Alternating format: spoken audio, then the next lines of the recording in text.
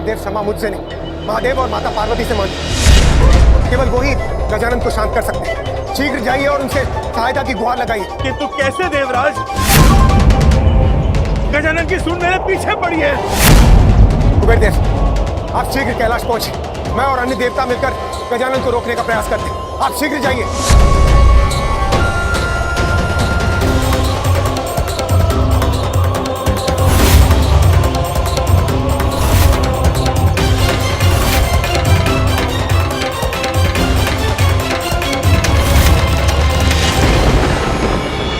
कुबेर देव जी, क्या हुआ?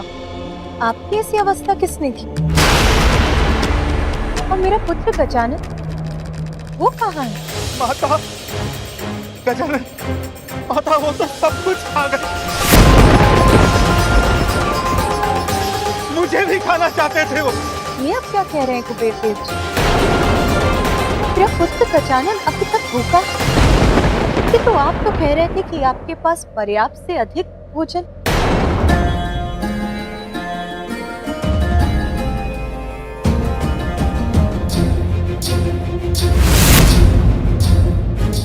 मुझे और भोजन चाहिए।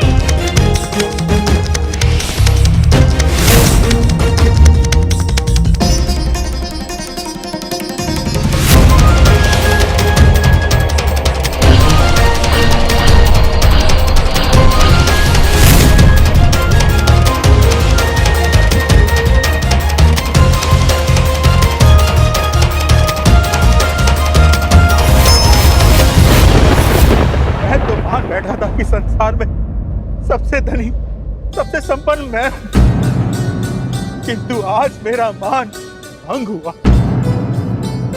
एक बालक की भूख भी नहीं मिटा पाया मैं। महादेव, मुझे क्षमा कीजिए। माता पार्वती, किंतु गजानन को शांत कर दीजिए। मुझे बताइए, मैं उनकी भूख कैसे शांत करूं? उनकी भूख मैं कैसे शांत करूं?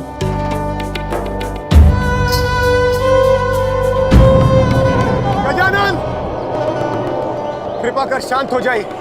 किंतु मैं अभी भूखा हूँ, मुझे और भोजन चाहिए। हमारी विनती स्वीकार कीजिए गजानन और शांत हो जाइए।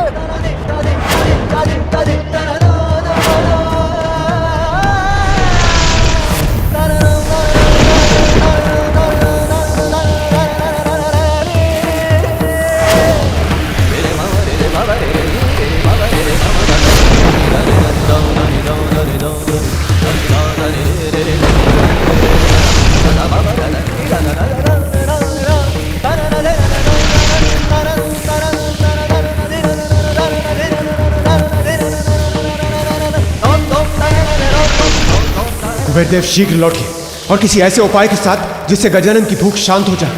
अन्यथा हम में से कोई भी सुरक्षित नहीं बचे। मुझे क्षमा कर दीजिए महादेव। माता पार्वती, धन के अहंकार ने मेरी बुद्धि को वश में कर दिया था। अहंकार से विचार और विचार से व्यवहार अनुचित हो जाता है। ये मैं अब समझ गया हूं।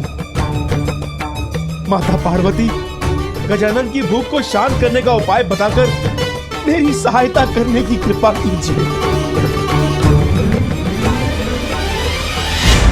माता मुस्कुरा क्यों रही है?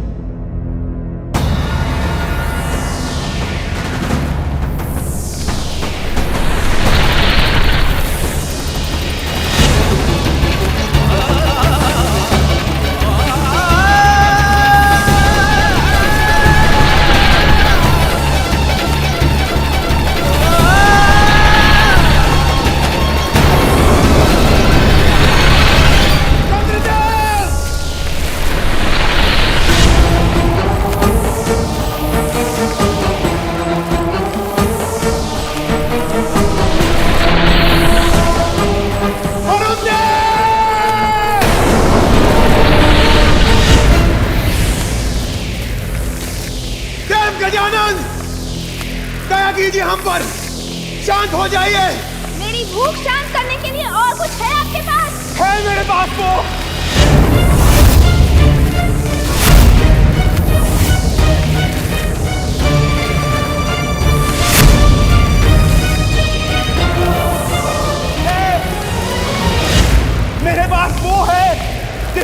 भूख अवश्य शांत होगी।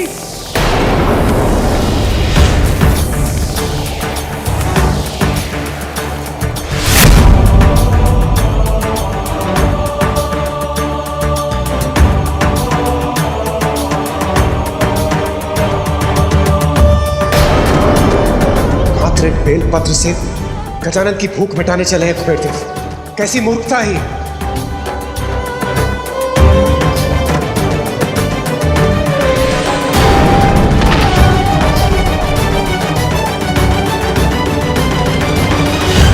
ये लीजिए गजानन, ये आपकी माता ने आपकी भूख को शांत करने के लिए भेजा है।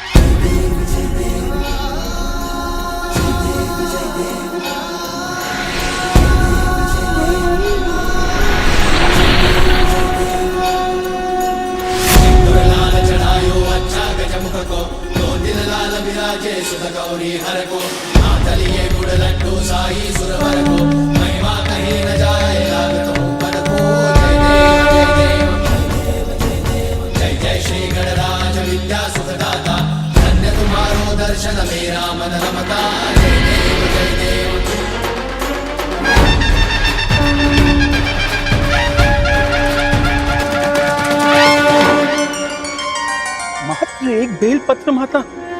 हाँ, इस बेल पत्र पर आप विभूति से महादेव और मेरा नाम लिखकर मेरे पुत्र गजानन को खिला दीजिए। इसको खाते ही उसकी भूख अवश्य मिट जाएगी।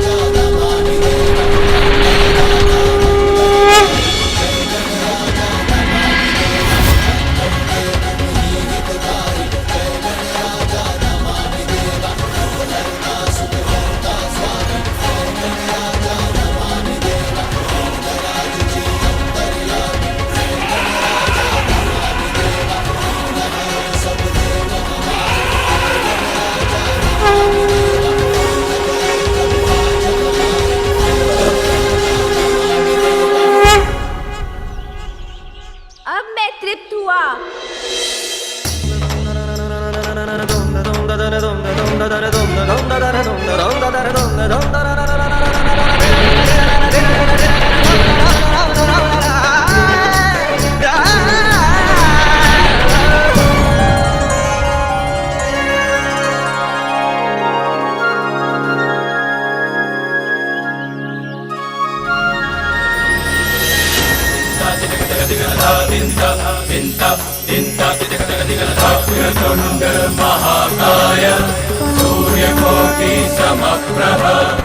निर्विघ्नं कुरु मे देव सर्वकार्येषु सर्वदा।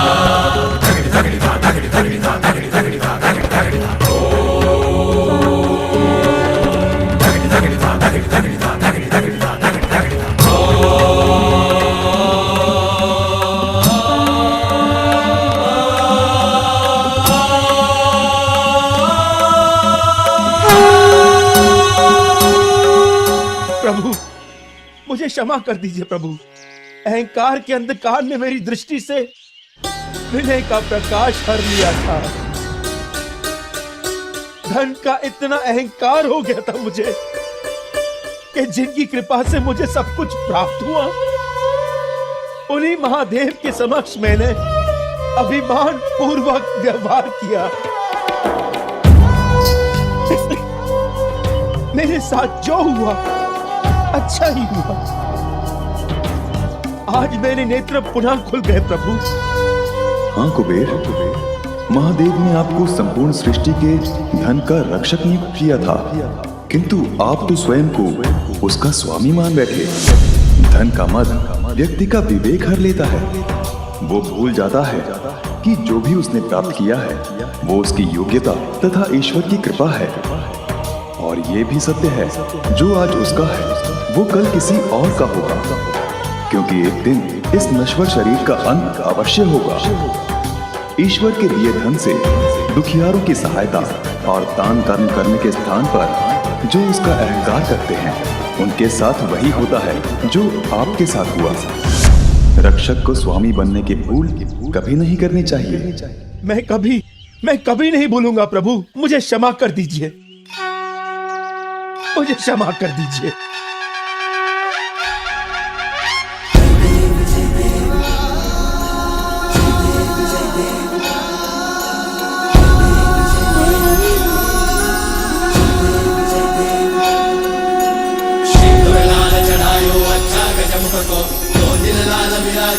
गौरी हर को जय जय श्री गणराज विद्या सुखदाता, धन्य तुम्हारो दर्शन मेरा मन रमता। जय देव जय देव।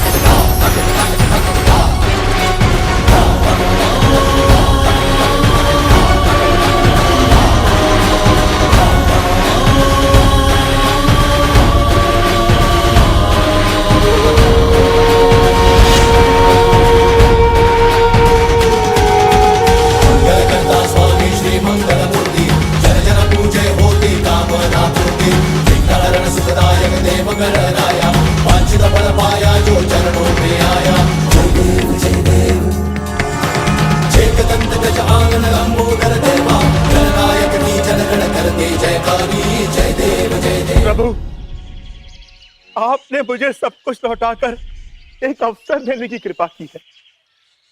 इस बार इस धन का मैं मात्र रक्षक बनकर रहूंगा।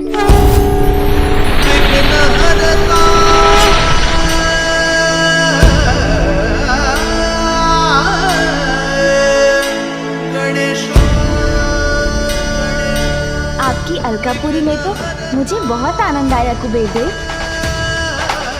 इस भोज के लिए आपका धन्यवाद।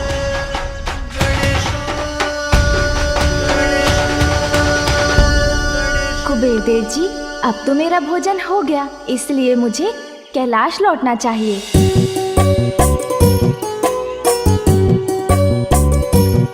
कैलाश तो यहाँ से इतनी दूर है, तो क्या मुझे इतनी दूर चलकर जाना होगा? अभी तक मेरे पास वाहन ही कहाँ है, पता नहीं कैसा होगा मेरा वाहन। गजानंद, आप चिंता मत कीजिए, आप मेरे वाहन एरावत को ले जाइए। एरावत!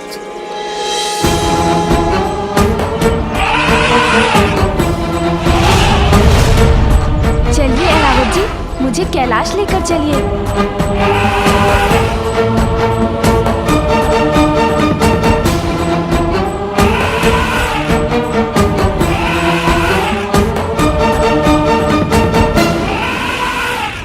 अरे अरे, सावधान एरावत जी।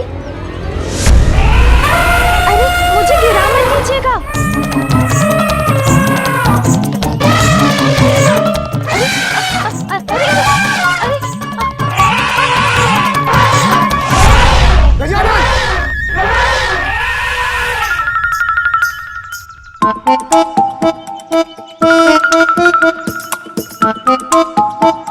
लगता है एरावत जी मुझे नहीं लेके जा पाएंगे। क्षमा कीजिए गजानन, आश्चर्य है, इसके पूर्व कभी भी एरावत कोई भी भार उठाने में अक्षम नहीं हुआ। एरावत, उठ जाओ, क्या हुआ है तुम्हें?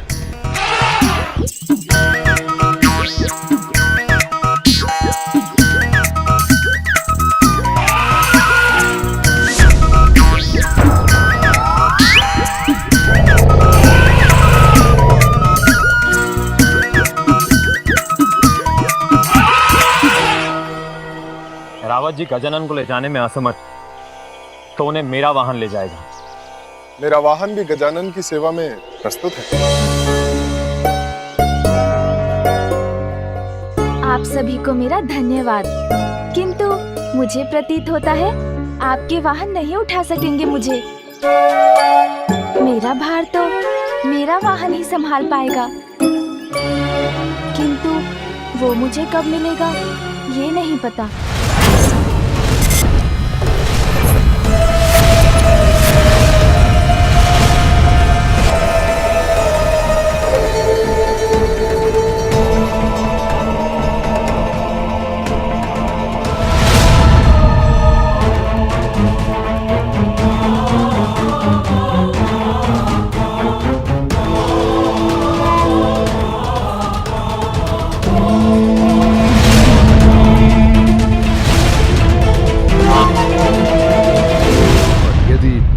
विवाह उससे हो जाए तो माता पार्वती की शक्ति तुम्हारी सुरक्षा और सहायता करेगी। शीघ्र ही मुझे असुरी कन्या सुविनी को ढूंढना है।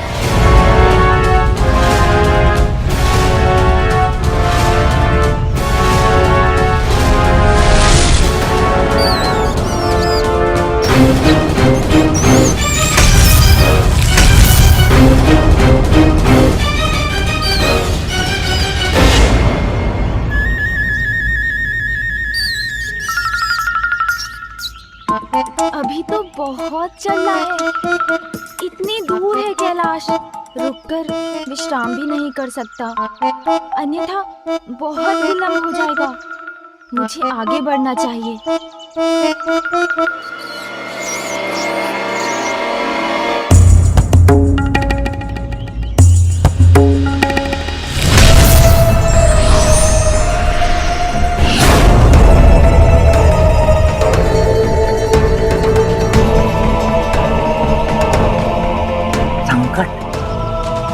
संकट की गंध आ रही।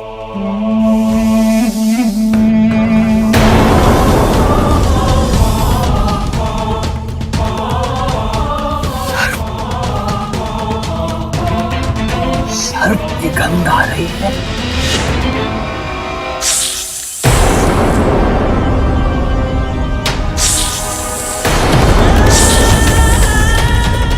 फुफकार तो सुनाई दी मुझे, किंतु दिखाई कुछ नहीं दे रहा है। कौन हो तुम?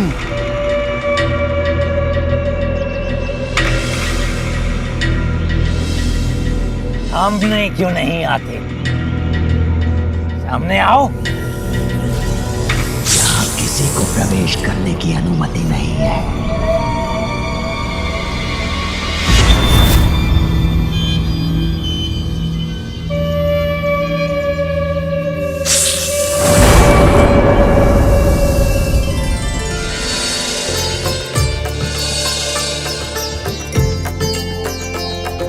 इस वन को पार करते ही कैलाश पहुंच जाऊंगा मैं।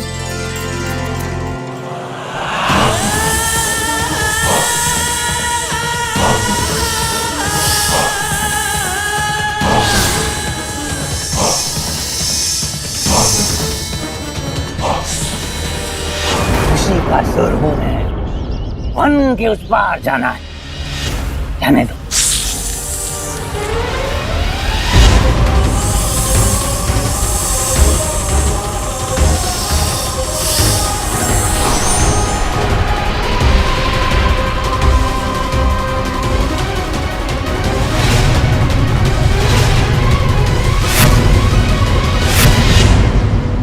अत्यंत मूर्ख जान पड़ते हो तुम। तुम्हारी मृत्यु ही तुम्हें यहाँ खींच लाई है, क्योंकि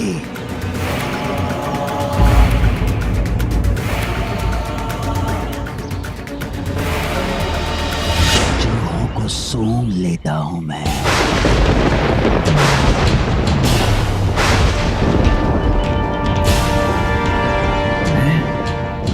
इसे कैसे ज्ञात हुआ मेरी वास्तविकता?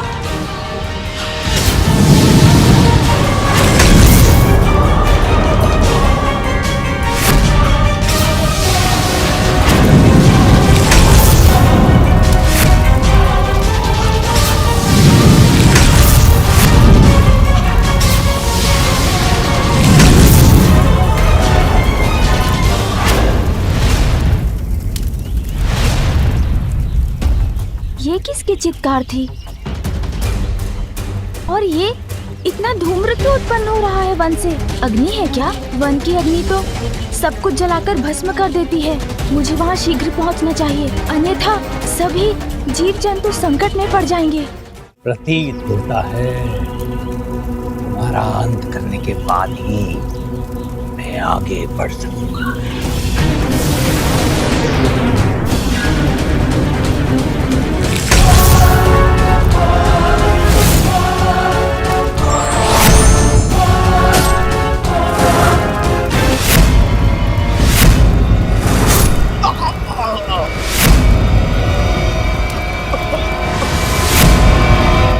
समय व्यर्थ कर चुका हूं मैं इस नाग पर। शीघ्र अति शीघ्र सुबेनी को ढूंढना है मुझे।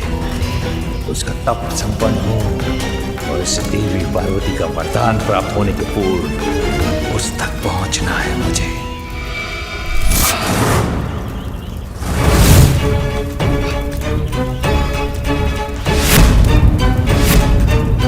अब अपनी मृत्यु के लिए तैयार हो जाओ।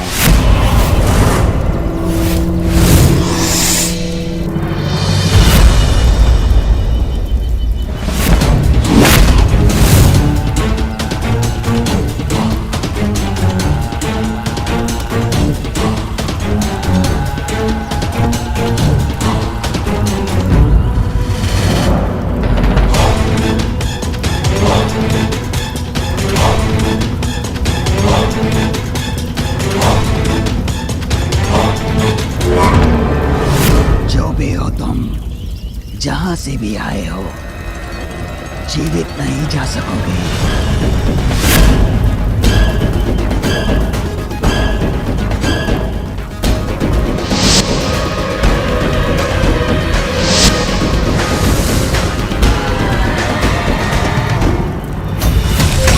मैंने कहा था ना, चूहों की गंध आ जाती है मुझे, और चूहे अर्थात मेरा भोजन ही निकले तुम।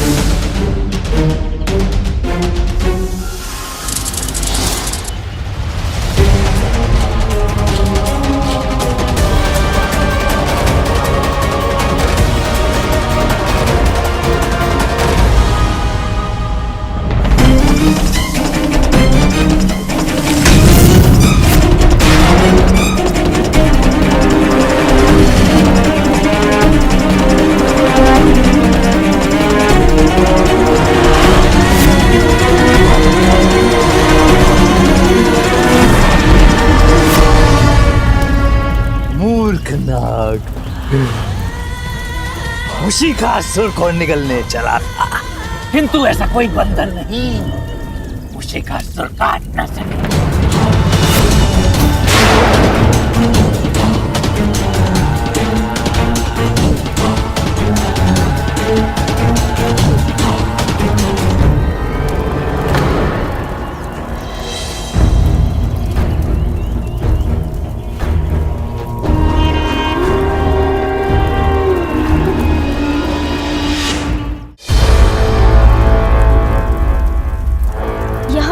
कोई भी नहीं।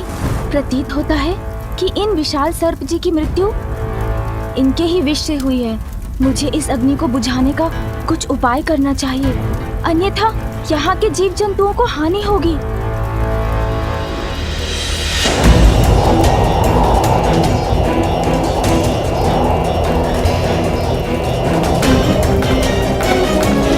अब इस विशाल जलते हुए शरीर से किसी को भी हानि नहीं पहुंच सकती।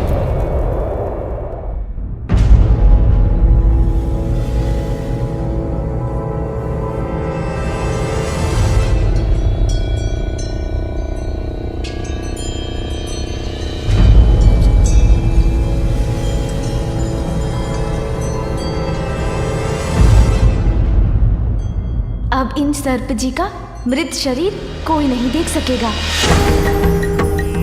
मृत्यु में तो विशाल से विशाल जीव को भी शांति से रहने का अधिकार है।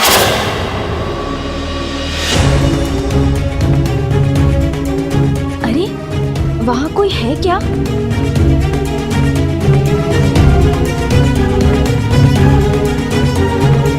इस बालक ने हमारे एक अग्रज का वध कर दिया।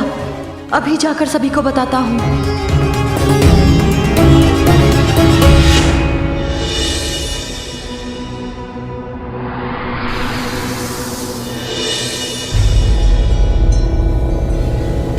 वो रहा देवी का मंदिर, वहीं तप कर रही है सुवेनी।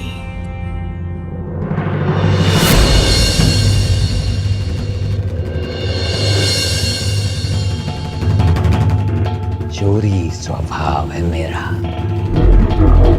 कोई और अवसर होता तो उठा ले जाता इस कन्या को।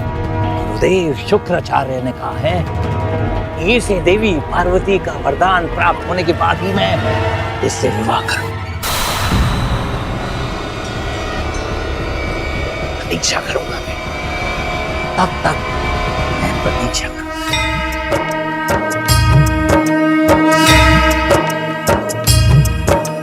या देवी सर्वभूतेषु शक्तिरूपेण संस्थिता नमस्तस्यै नमस्तस्यै नमस्तस्यै नमो नमः। या देवी सर्वभूतेषु शक्तिरूपेण संस्थिता नमस्तस्यै नमस्तस्यै नमस्तस्यै नमो नमः। या देवी सर्वभूतेषु शक्तिरूपेण संस्थिता नमस्तस्यै नमस्तस्यै नमस्तस्यै नमो नमः। समय आने पर मुझे तुम्हारे सम्मुख आना ही होगा सुवेनी। माता, बालक गजानन लौट आए हैं। मेरा पुत्र गजानन?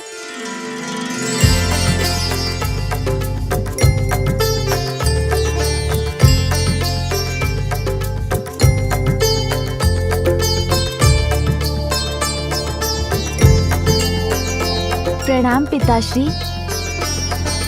पुत्र? प्रणाम माँ। आयुष्मान भव पुत्र।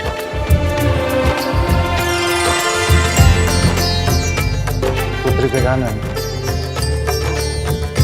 कुबेर देव अपना मार्ग भटक गए थे।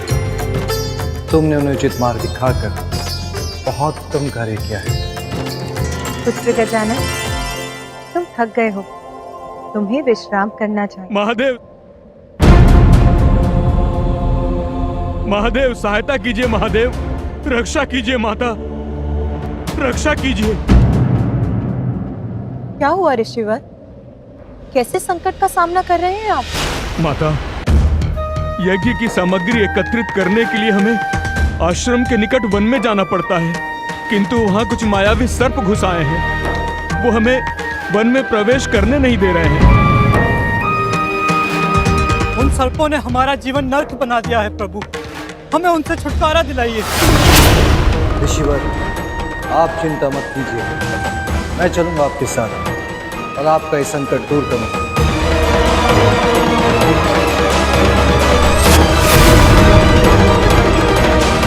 पिताश्री रुकिए, रुकिए।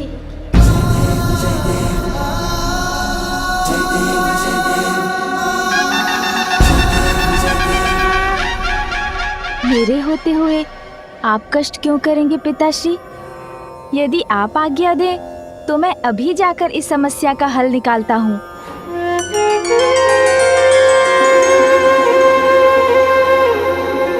धन्य है, योग्य है आपके पुत्र महादेव। उसी पुत्र का होना सार्थक होता है जो अपने माता पिता का दायित्व स्वयं अपने ऊपर ले ले।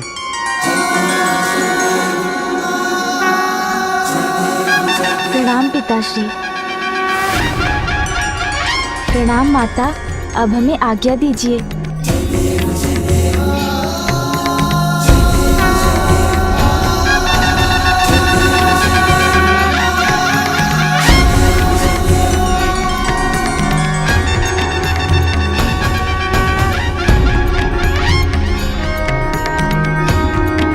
तुम्हें विश्वास है? गोसाई हुआ था? मैंने अपने नेत्रों से उस गजमुख बालक को देखा। उसने हमारे अग्रज सदस्य का अंत किया और उनका मृत शरीर वन में एक स्थान में गाड़ दिया। शत्रु? कोई शत्रु घुसाया हमारे वन में? उसको उचित पाठ पढ़ाएंगे हम।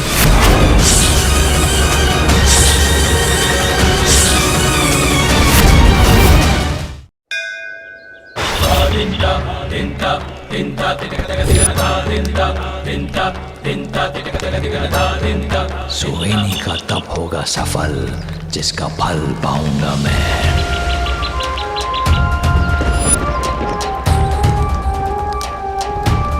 कैसे प्रसन्न करूं माँ आपको?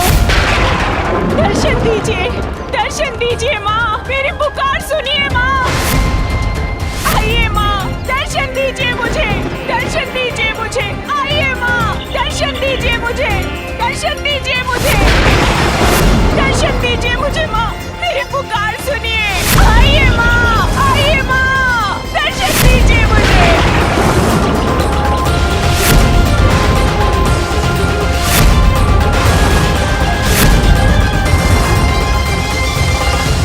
इसे देवी पार्वती से वरदान प्राप्त होते ही उस वरदान का लाभ मैं उठाऊंगा।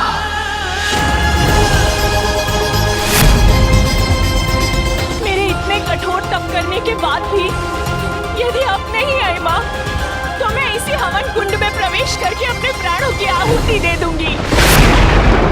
अवश्य देवी पार्वती को सोएनी वो वरदान देने के लिए विवश कर देगी जिसको अपना अस्त्र बनाकर मैं उन्हीं के पुत्र को पराजित करूंगा। यही है वो वन पार्वती नंदन, जो हमारे आश्रम के समीप होने पर भी नागों के आतंक के कारण हम वन में प्रवेश नहीं कर पा रहे हैं। और इसी कारण हम अपने बालकों को देने के लिए फल और अन्य भोजन की सामग्री भी नहीं जुटा पा रहे हैं। आपको उपहार देने के लिए ये फल बचाकर रखे हैं हमने, इन्हें स्वीकार कीजिए। ये फल आप खा लीजिए। वैसे भी हमारे पास आपको देने के लिए कुछ और नहीं है, किंतु आप ये फल तो खा सकते हैं ना। लीजिए, खा लीजिए।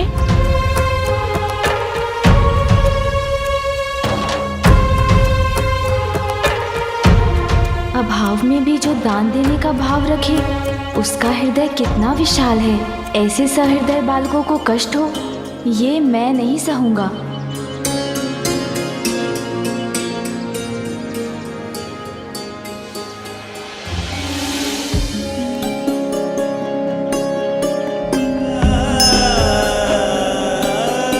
नहीं मित्रों, ये फल आपके हैं, इसलिए इन्हें आप ही खाइए। वैसे भी मुझे इस समय भूख नहीं है। मैं वचन देता हूँ, अब यहाँ किसी को भी संकट में नहीं रहने दूंगा।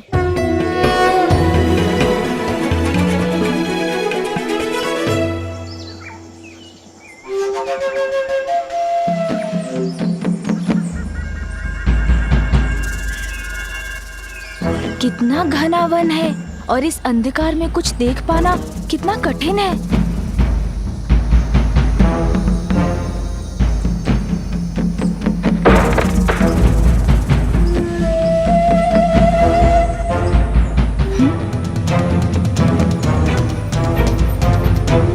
ऐसा प्रतीत हुआ जैसे कोई और भी है यहाँ।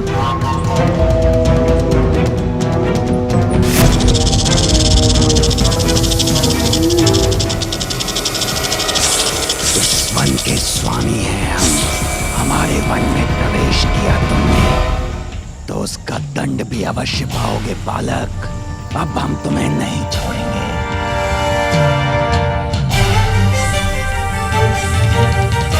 अरे, इन नागों ने तो घेर लिया मुझे। तुम्हें जकड़ लेंगे बालक, फिर तुम्हारे प्राण हरेंगे हम। यही है तुम्हारा दंड, हमारे वन में आने का दुस्साहस करने का। अब मृत्यु के लिए तैयार हो जाओ बालक।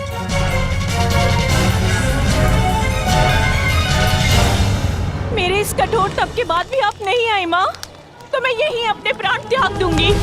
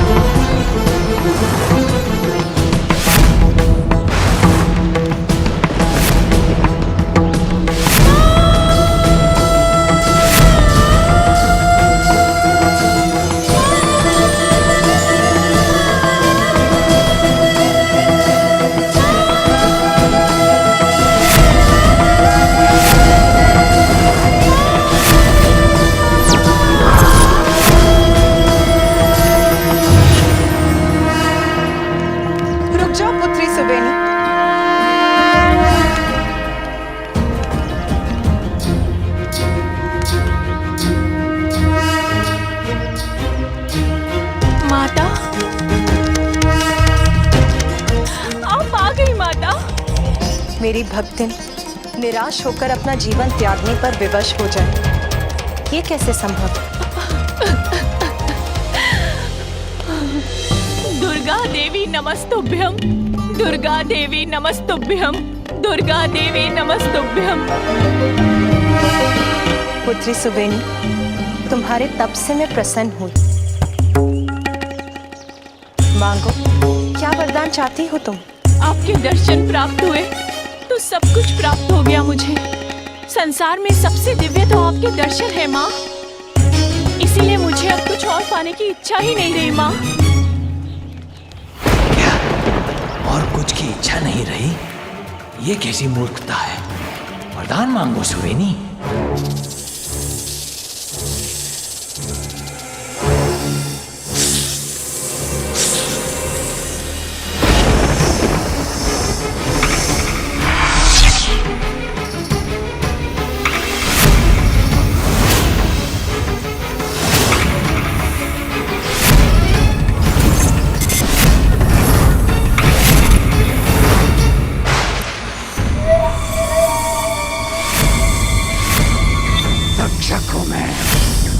नागों के शत्रु हो, क्योंकि तुमने हमारे एक नाग का अकारण ही वध किया है। नहीं नहीं, आपसे समझने में कोई भूल हुई है। मैं आपका शत्रु नहीं। इसके मिथ्या वचनों पर विश्वास मत कीजिएगा। मैंने स्वयं अपने नेत्रों से इसे हमारे एक नाग का वध कर और उसे काटते हुए देखा है। शत्रु हो तुम, नागों के शत्रु हो तुम बालक। अब तुम्हारा वध हम करेंगे, दंड देंगे तुम्हें।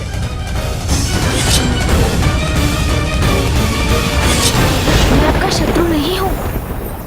मैंने एक मृत नाग का शरीर देखा अवश्य था, जिसे ससम्मान गाड़ा भी था मैंने।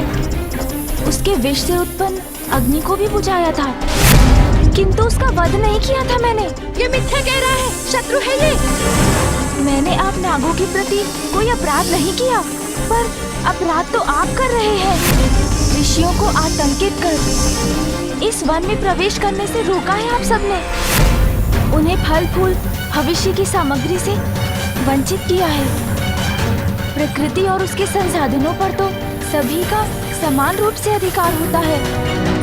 इसलिए मेरा अनुरोध स्वीकार कीजिए और उन्हें यहाँ आने दीजिए। शत्रु हो तुम, नागों के शत्रु हो तुम बालक। नागों के शत्रु हो तुम बालक, शत्रु हो तुम, तुम्हें दंड अवश्य मिलेगा। मुझे ये सब छोड़ नहीं रहे, अब मुझे ही कुछ करना होगा।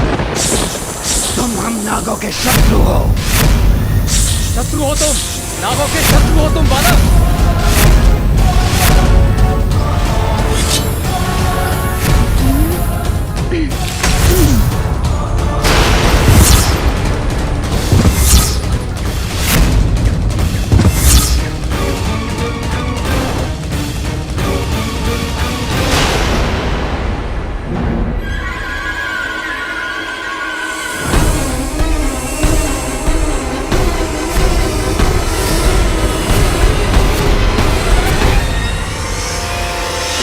यदि हमने तुम्हारा कहा मानकर ऋषियों को सताना नहीं छोड़ा तो मैं आपको रोकने पर बाध्य हो जाऊंगा। तक्षक के क्षेत्र में आकर तक्षक को ही चेतावनी देने का दुस्साहस कर रहा है। तुच्छ बालक, देखता हूँ कौन किसे रोकता है।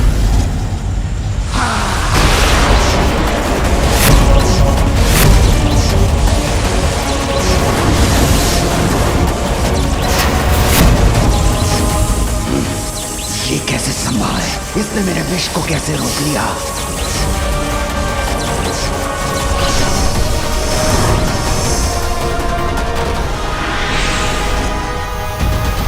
मेरा विष तो पल भर में किसी को भी भस्म कर सकता है। इस बालक ने इतनी सहजता से कैसे इसका प्रभाव मिटा दिया? मैं आपको आपके विष से इस वन को नष्ट नहीं करने दूंगा। तो मैं भी तुम्हें इस वन से जीवित नहीं लौटने दूंगा, तुच्छ बालक।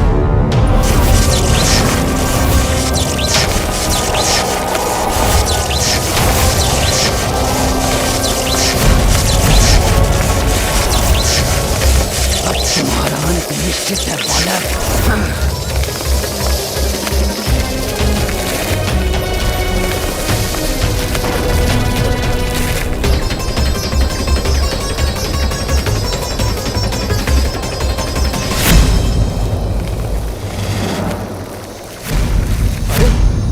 ये बालक तो यहाँ नहीं। ढूंढो उसे। ढूंढने की क्या आवश्यकता है, मैं तो यहाँ हूँ।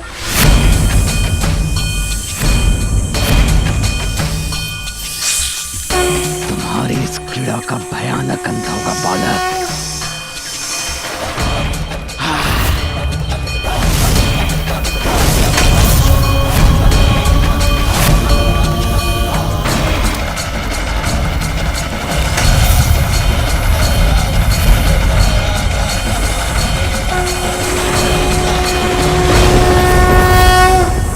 देखा बालक, इस विष का कोई तोड़ नहीं।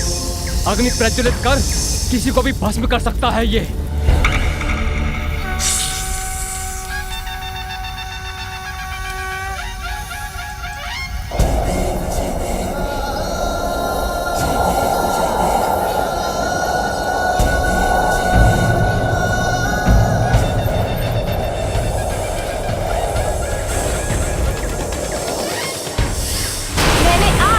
चेतावनी दी थी, समझाया था आपको कि वन को, यहाँ रहने वाले सभी मनुष्यों को और जीव जंतुओं को हानि मत पहुँचाइए, किंतु आपने मेरी बात नहीं मानी। इस वृक्ष को भस्म किया आपने, अब उसका दंड मैं दूंगा आपको।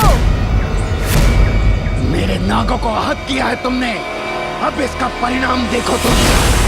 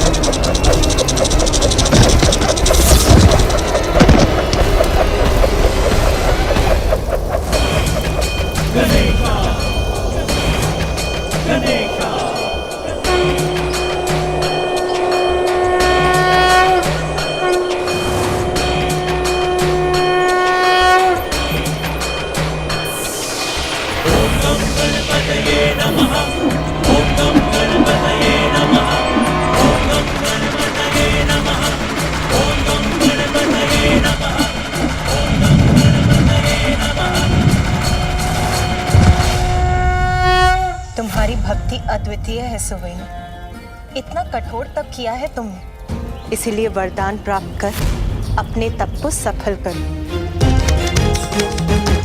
कहो पुत्री, क्या चाहिए तुमको? मांगो सुवेनी, मांगो वरदान, मांगो मांगो मांगो।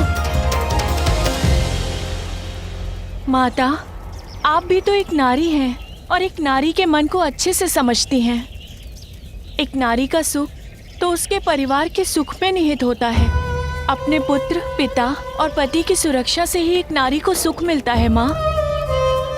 इसीलिए आप मुझे वरदान देना चाहती हैं तो ये वरदान दीजिए कि मैं अपना संपूर्ण जीवन सुहागन बनकर जीऊं माँ। विवाह के उपरांत यदि मेरे सुहाग पर कोई भी संकट छाए तो आप उनकी रक्षा करें। मात्र इतना वरदान मुझे चाहिए आपसे।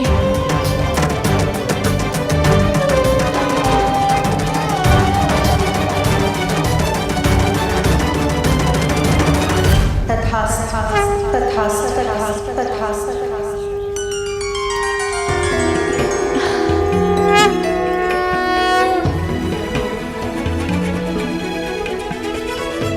धन्यवाद माँ, धन्यवाद।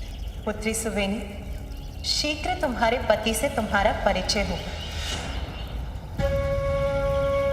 मंदिर से बाहर निकलते ही पूजा के इन पुष्पों को बाहर उछालो। ये पुष्प जिस भी दिशा में गिरेंगे, उस दिशा में जिस पर भी तुम्हारी प्रथम दृष्टि पड़ेगी, उसे ही अपने पति के रूप में स्वीकार। पुत्री, अपने हाथ ऊपर करो।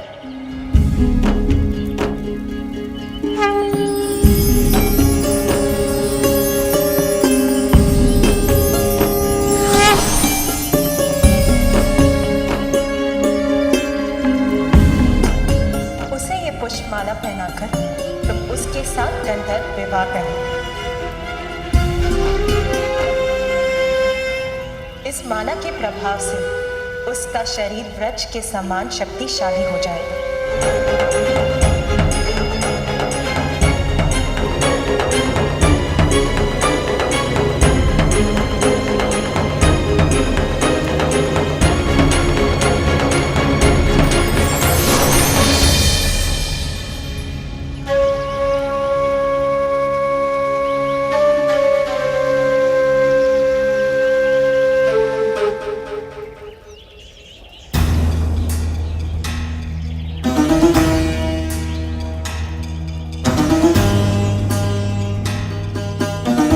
सुवेनी का तप होगा सफल, जिसका फल पाऊंगा मैं।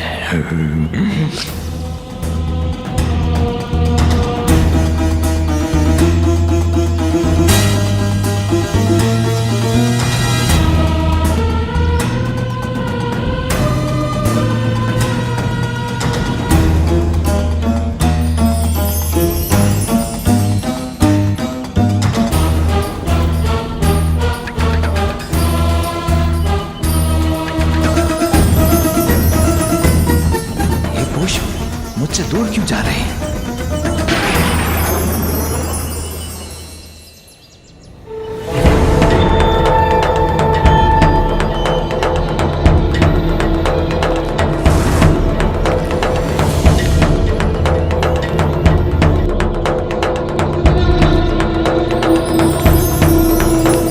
नहीं नहीं, ये सुवेनी का वर बन गया तो मेरा क्या होगा?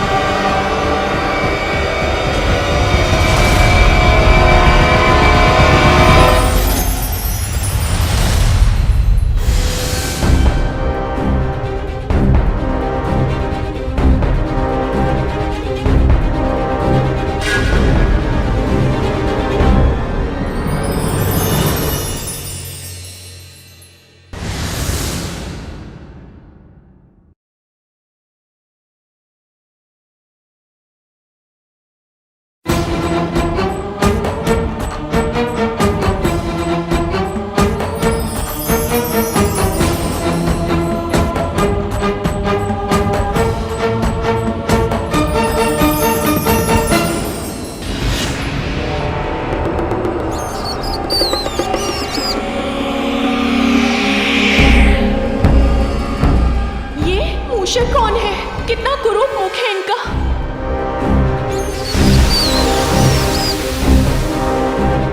ये पुष्प जिस भी दिशा में गिरेंगे, उस दिशा में जिस पर भी तुम्हारी प्रथम दृष्टि पड़ेगी, उसे ही अपने पति के रूप में स्वीकार। ये कुरूप मूषक मेरा स्वामी। किंतु यदि माता की यही इच्छा है तो सुवेनी इसे स्वीकार करेगी।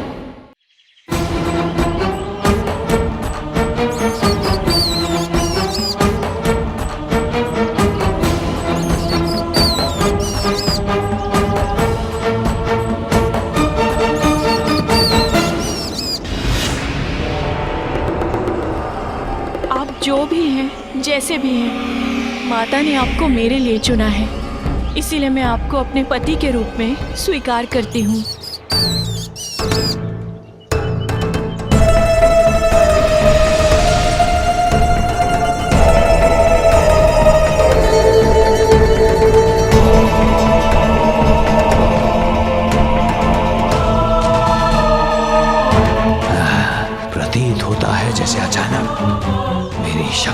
पड़ गई हो।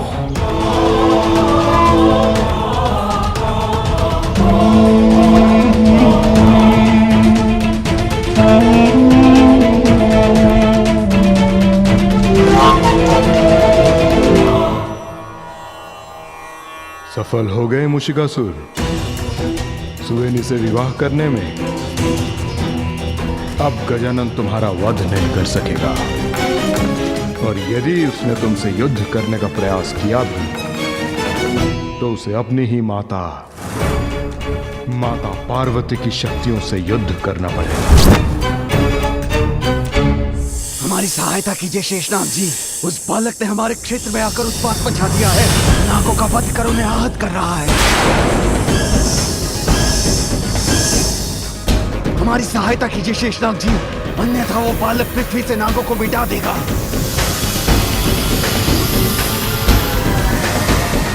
अब मुझसे पराजित होने के बाद ये नाग ऋषि मुनियों को पीड़ा देने का साहस नहीं करेंगे। मैं जाकर उन ऋषियों को बता देता हूँ।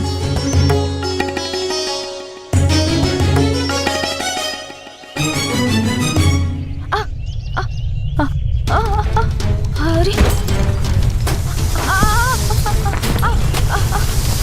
अरे अरे ये भूकंप कैसे उत्पन्न हो रहा है? ध्वनि सुनाई दे रही है किंतु कुछ दिखाई नहीं दे रहा है मुझे।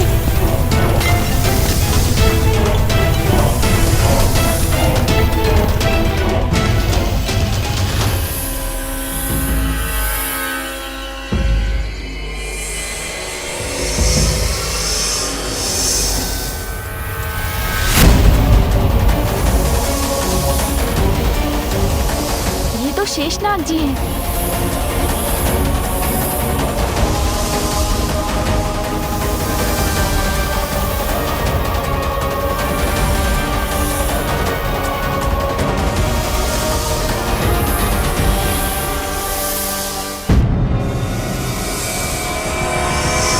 शेषनाग जी, तुम उद्दंड, हठी, अहंकारी, ये तो तभी ज्ञात हो गया था मुझे जब तुमने बैकुंठ आकर मेरे प्रभु श्री हरि का शंख चुराया था और उन्हें अपने पीछे भागने पर बाध्य किया था। किंतु इस बार नागों और सर्पों को आहत कर तुम सभी सीमाएं लांघ चुके हो। किंतु शेषनाग जी, सुनने सुनाने को अब कुछ शेष नहीं, तुम्हें उचित पाठ सिखाना ही होगा, और वो पाठ मैं सिखाऊंगा तुम्हें।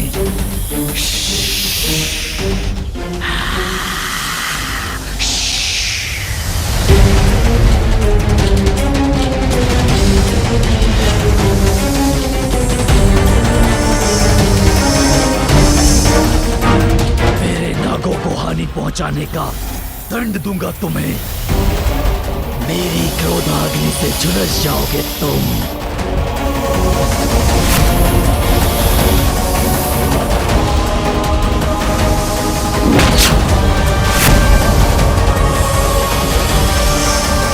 शेषनाग जी पर इस शिला से किसने प्रहार किया?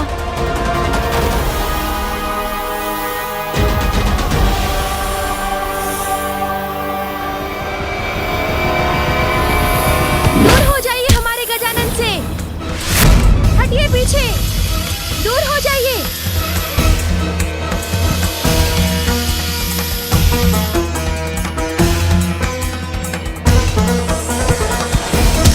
हमसे शत्रुता करोगे तो हमारे वार देने पड़ेंगे आपको। मित्रों, इनके अनगिनत शिशु को वार कर आप कर दो।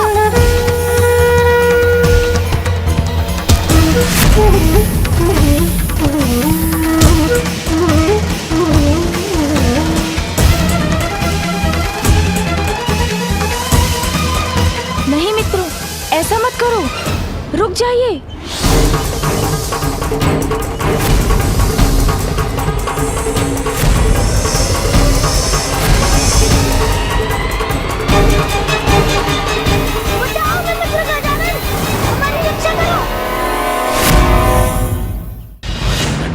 तो तुम्हारी सहायता के कारण संकट में पड़ जाएंगे गजानन। क्या तुम में इतना साहस है कि तुम इनकी सहायता करने के लिए मेरे लोक में आकर मुझसे संघर्ष करो?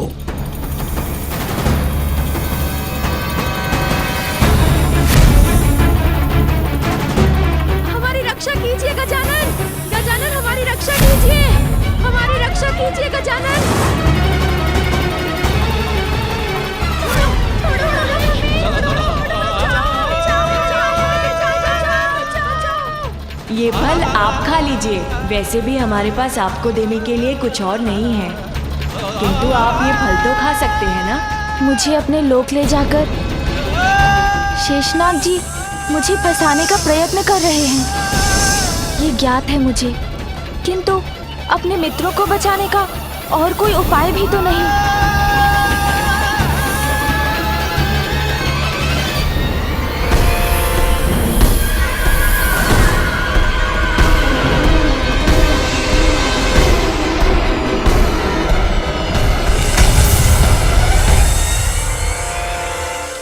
आप कहाँ रहते हैं स्वामी? मैं आपके साथ कहाँ रहूंगी, ये जानने के लिए मैं उतावली हो रही हूँ। स्वर्ग में रहोगी तुम रानी सुवेनी। स्वर्ग? हाँ देवी सुवेनी, देवताओं को धूल चटाने और स्वर्ग से हटाने के बाद मैं तुम्हें वहां की रानी बनाऊंगा।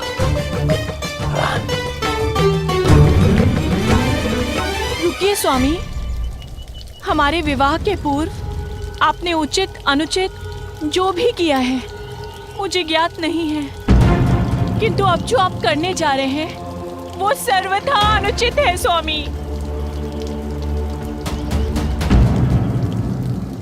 इस विचार को त्याग दीजिए स्वामी।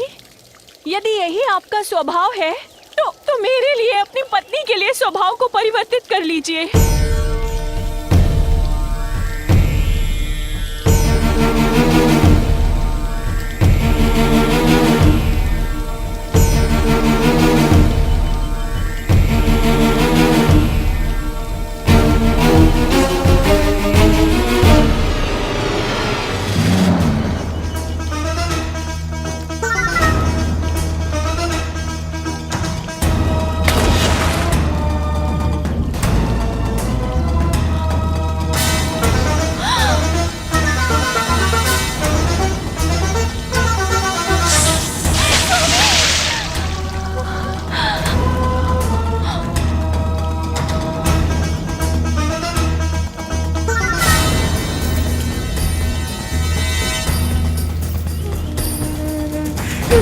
स्वामी आप ये क्या कर रहे हैं? रुकिए स्वामी, आप ऐसा क्यों कर रहे हैं स्वामी? डंक मारना तो बिच्छू का स्वभाव होता है। अगर आप उसकी रक्षा करने के लिए उसे जल से निकालेंगे भी, तब भी वो आपको डंक ही मारेगा। जब ये तुच्छ बिच्छू अपने जीवन की रक्षा के लिए अपना स्वभाव नहीं छोड़ सका, मैं अपनी असुरी प्रवृत्ति कैसे छोड़ूं? चोरी स्वभाव है मेरा देवी सुवेनी, और देवताओं को पीड़ा देना मेरा स्वाभाविक मनोभाव।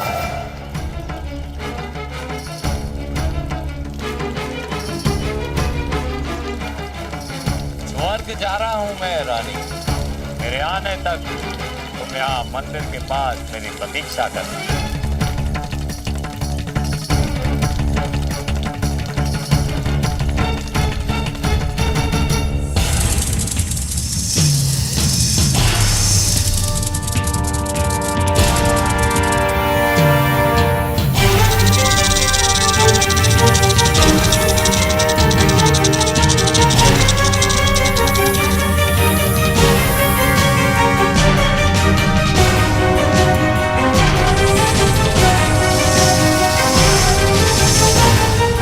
वहाँ उस कोने में बंदी है मेरे मित्र।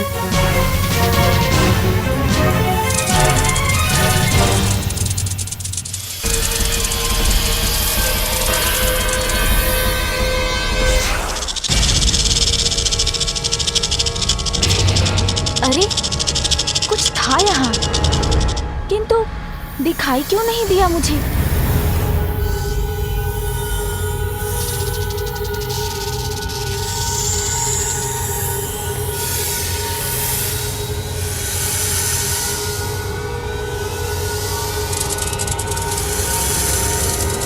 इन सर्पों को अशांत किए बिना ही मुझे आगे बढ़ना चाहिए।